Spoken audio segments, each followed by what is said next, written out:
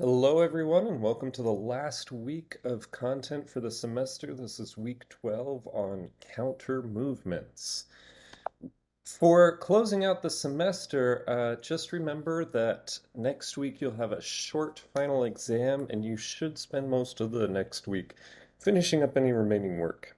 As I mentioned in the announcement this week, please complete the student evaluation. These are really important for our advancement as well as to make sure I'm making courses better in the future. And I always change based on people's feedback, and I hope to make things even better. As a reminder, this is the grading system. You need to be looking for choosing the grade that you're hoping for, whether that's a B, C, D, and then fulfilling all of the requirements on that row. So for example, if you're hoping for a B, you need to demonstrate competency on 10 of 12 weeks of discussion and activity boards and responses, get an 80% average on the midterm and final, complete and demonstrate competency on all mini group projects, as well as 2 investigating sociology assignments. If you have questions on the grading system, please email me ASAP so we can make sure that we answer all the questions and you know where you're on track. I also sent everyone a midterm grade update. That should help you understand what you need to do to end out the semester. So, before we get started on counter movement, let's review quickly social movements in terms of their stages and framing. Social movements have typically 4 stages. The preliminary stage is when people are debating that the issue has arisen and people are debating on what is the issue, how to solve the issue, and other just debates on what to do about it. The coalescence stage is when a group has coalesced, has organized, and they agree upon a basic framework for how to address the social issue and what they need to do. And so this is typically when you see protests or various campaigns to achieve a goal. The institutional stage is when the organization no longer requires grassroots input. It has donors, it has an established office, it has connections to politicians and those who make the world go round, and thus they are less needy for individuals to gather for protests or for any kind of movement. The decline stage is typically when they've either achieved their goal and no longer are needed for addressing a social issue, or public opinion and society has moved away from them or disagree with them, and so they are no longer have enough support, or that they have been stamped out by powerful institutions. So, framing the social movement is the process that helps give people a template for how to think, feel, and act regarding a social issue. Specifically, we look at 3 different kinds of frames. So these are how groups define the problem, define what we need to do to solve the problem, and what individuals need to do to get involved in achieving that solution. So here are 3 examples from the pro-choice movement. The problem is that there's a variety of problems that pro-choice movements have made. This sign argues that illegal abortions are the same as forced pregnancy, which is defined as a crime against humanity by the UN. The prognostic frame, so defining the solution, is to keep abortion legal. The argument here is that illegal abortions are generally unsafe, and so if we keep abortions legal, then they will be safe. And the motivational frame, here is an example from Topeka, Kansas, and we just saw this midterm election. There was a referendum on whether or not Kansans would approve of a law that would outlaw abortions in Kansas, and this motivational frame was telling people to vote no on that referendum. And we saw today that the overwhelmingly Kansas argued that we should keep abortion as legal. So these are the three kinds of frames: diagnostic, prognostic, and motivational. And these also happen, these kind of framing are important tactics for counter movements. We saw last week in the lecture on how both conservative and progressive conservative and progressive movements define the LGBT um, desire for marriage equality, and how they define them different way, define the problem in different way, define the solutions in different ways, and how they motivated each of their respective groups. This week, you read a little bit more about some ways that people and organizations attempt to stop social change. Um, by looking at racial reactionary movements and organized climate change denial. So we are going to start with the reactionary movements. Parker defined this as a reactionary movement as a social movement that acts on behalf of relatively advantaged groups with the goal of preserving, restoring, and expanding the rights and privileges of its members. And specifically, that reactionary movements are willing to undermine stability in service to maintaining that social prestige. So they're willing to disrupt society. And so here are some examples when we had freedom from slavery, and um, so abolition finally occurred in the 1860s. We saw the rise of the Jim Crow South and the KKK. They were specifically, the KKK was willing to upend society through murder, through mass fear, in order to return to a segregated and enslaved status. During the 1960s civil rights movement, we saw the rise of the Southern strategy, law and order politics, far right conservative groups advocating for heavy policing, and again, the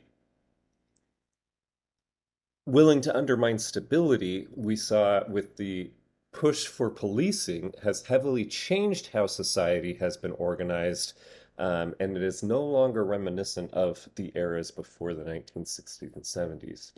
With Obama's victory, we had the Tea Party reacting against Obama. There was claims that really heightened rhetoric against Obama, that he was a Muslim or a terrorist or not American, but that really expanded towards other minority groups, a really heavy caustic attitude and a increasing political divide. And then finally, with the since Obama and during Obama's reign, with improvements in LGBT immigrant and other minority groups' rights, we have a Trump populism, and we saw how the Trump base was willing to undermine stability by storming the Capitol on January 6th, and we're still dealing with the ramifications of that today. So, um, again, to kind of show some similarity between social movements and reactionary movements, for Trump's election rhetoric, in terms of diagnostic framing, arguing that the problem generally he defined in his campaign was that working class citizens are being harmed, and he largely argued that this was because of um, overreach of progressive policies, immigration taking jobs, rising crime. So here's an example. When Mexico is sending its people, they're not sending their best, right? So denigrating immigrants. And that is the problem, is that Mexico is not sending their best. The problem, according to Trump and his campaign. The prognostic framing, so the solution, is ending Obama-era policies, declaring the U.S. to be a Christian and country, heightening policing and border control. So we had the wall as part of the solution. And then the motivational framing was getting people to come to rallies, protests, um, uh, I don't want to say attacking, but harassing voting polls and things like that. And then again, bringing people into January 6th and we're still learning the extent to which he orchestrated that or whether it was simply a crowd that developed. So, but we see in these that even natural political campaigns are doing all of these same things, right? They're framing the problem, they're framing the solution, and they're calling people to action. So just to make a little bit clear, when we're looking at resistance versus reactionary movements, resistance movements was the definition in the textbooks. Reactionary movements was Parker's definition. So a resistance movement is some kind of movement that is seeking to undo changes, and a reactionary movement is a type of resistance movement that is, again, seeking to prevent or undo changes, but is also willing to undermine stability. Parker contrasts that with establishment conservatism, which tolerates some kind of change in order to preserve stability, whereas reactionary movements are really willing to undermine social stability and really disrupt the, you know, what's going on in the world, whether that's politics, economics, etc. Okay, so moving on to the other example of counter movements, we have the climate change denial machine. Um, this is described by Dunlap and McWright as the conservative movement and fossil fuels complex that manufactured uncertainty and doubt and used financial and organizational resources as well as political and public relations expertise embodied in the entirety of this machine to reinforce each other and has a profound effect on the way in which climate change is discussed, perceived, and debated. So this isn't the most beautiful graph or figure, but I think it actually does a good job at displaying everything. And so I've recreated it here, which is probably even less, but I'm going to go through and highlight the different parts of it and explain each so you can really see how Dunlap and McWright are breaking down what they called the climate change denial machine and how they all interact. So first we have the fossil fuel industry, the corporations, and the conservative foundations. So the fossil fuel industry includes gas and coal companies like ExxonMobil. Conservative foundations include a lot of the associations that bridge a lot of these gas and coal companies. The authors included the American Petroleum Institute, National Mining Association. And then corporations, they're including large resource-based companies that are not necessarily gas and coal companies, but are fairly generally seen as conservative corporations that have a lot of wealth. So automobile companies like Chrysler, Ford, U.S. Chamber of Commerce, which is an organization full of corporations, and various energy companies. Now, what do these do? Why are they highlighting these groups as part of the climate change denial machine? So they argue that these three groups are largely because they're at risk of losing profits based on different solutions to climate change, they are the funders for the climate change denial. So they fund contrarian scientists, and by contrarian scientists, it usually is some kind of disreputed scientist who they is funded largely to raise doubts and seem credible. They also fund conservative think tanks, front groups, and politicians that support their cause. And so by supporting politicians. They're doing a lot of lobbying, whether that's at the state, federal, or international level. So these groups the fossil fuel industry, corporations, and conservative foundations largely have the most to lose based on addressing climate change, and thus put a lot of money into creating the sense that there is doubt regarding whether or not climate change is human responsible and whether or not we should do anything about it. So, how do they use think tanks and front groups? So, first of all, what are they? So, think tanks include research institutes that seek to insert conservative values into American culture, politics, and economics. And these are often designed in a way to make you think that they are respectable research institutions. So, for example, the Heritage Foundation, the Cato Institute, Americans for Prosperity, in which they employ scientists, researchers, policy wonks to create policy positions and arguments that serve conservative and especially corporate interests. Front groups are organizations set up by corporations or associations that shield the parties from scrutiny. So let's say that I am the president of ExxonMobil and I really want to combat climate change policies, but I don't want people to know I'm doing it. So I will create an organization, and I will often fund that organization, and I will set up a president, I will set up a board of directors, I will let them hire people who will then do that job of creating doubt about climate change. And then I can even, say that I am pro addressing climate change. I can support green initiatives, but I am funding this group that is actively trying to disrupt the public's belief in climate change and disrupt any policies that would lower my ability to make money. And so that is what they did. Actually, ExxonMobil helped set up what is called the Global Climate Coalition. Other associations formed the Information Council on the Environment, and the Cooler Heads Commission was set up by a variety of think tanks, and there are more than these.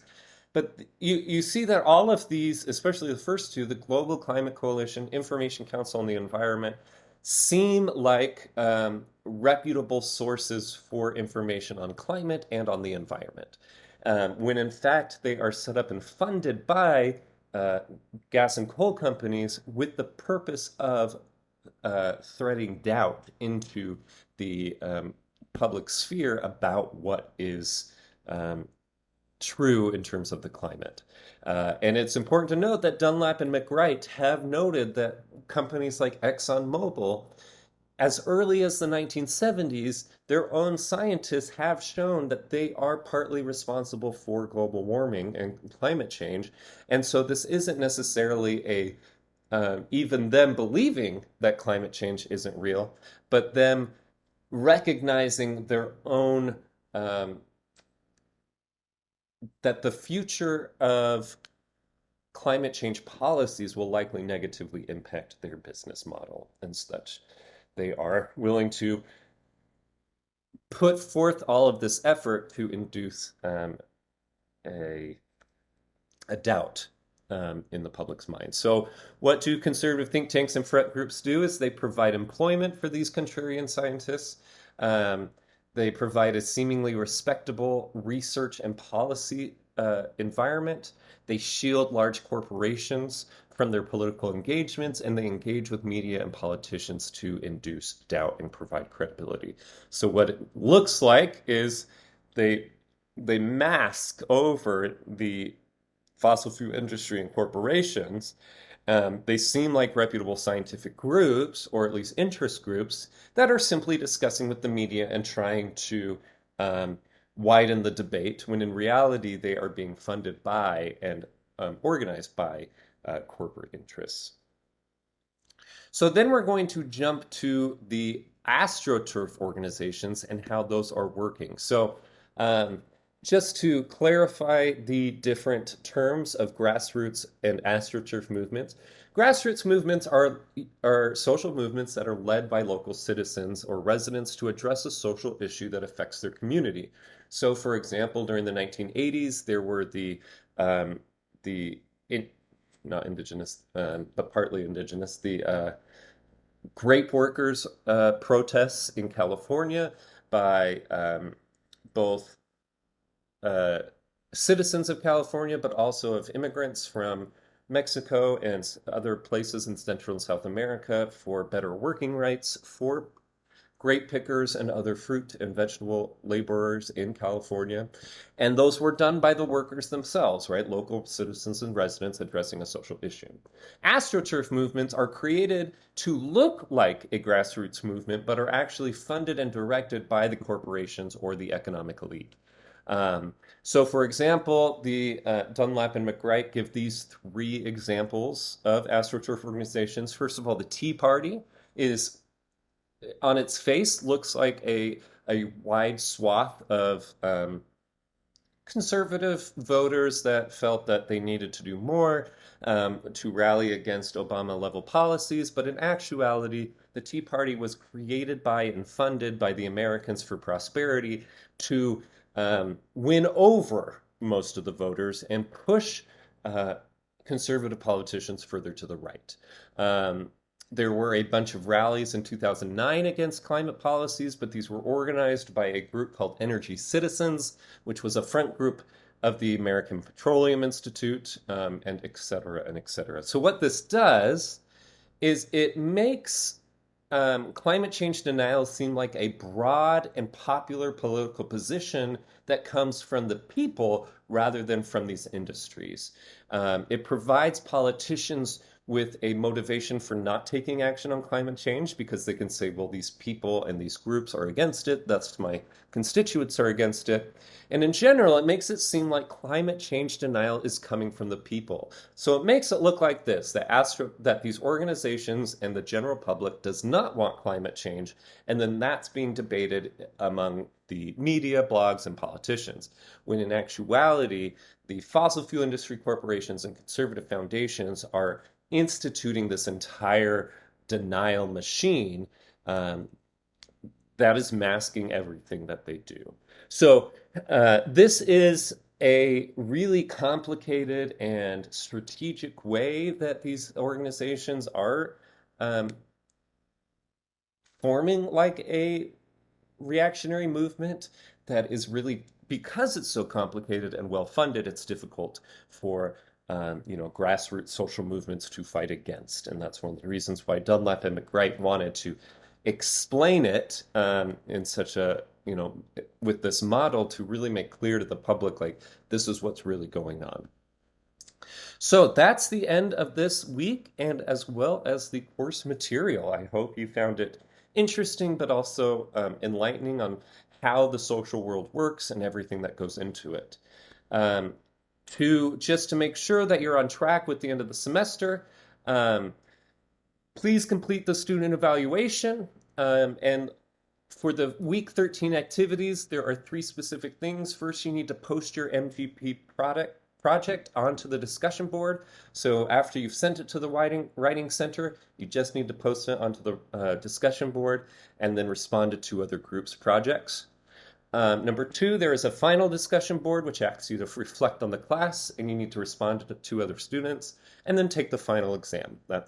Those are the only things that are involved in week 13. And then please check your grades. Have you turned in everything you needed to or meant to? Do the grades seem correct? Remember that if you scored a 1, that means you've demonstrated competency and received credit. If you scored a 0, that means you need to revise and resubmit, and you do not have credit for that assignment yet. If there is no grade listed, that means that you either did not submit or I did not receive it. If there's anything incorrect or missing, please email me ASAP. Otherwise, it will be difficult for me to address anything before the semester ends. Okay, I hope you enjoyed again. If you have any questions or want to talk about sociology or any of the topics we've talked about, please feel free to reach out to me, and have a great end of semester. Thank you.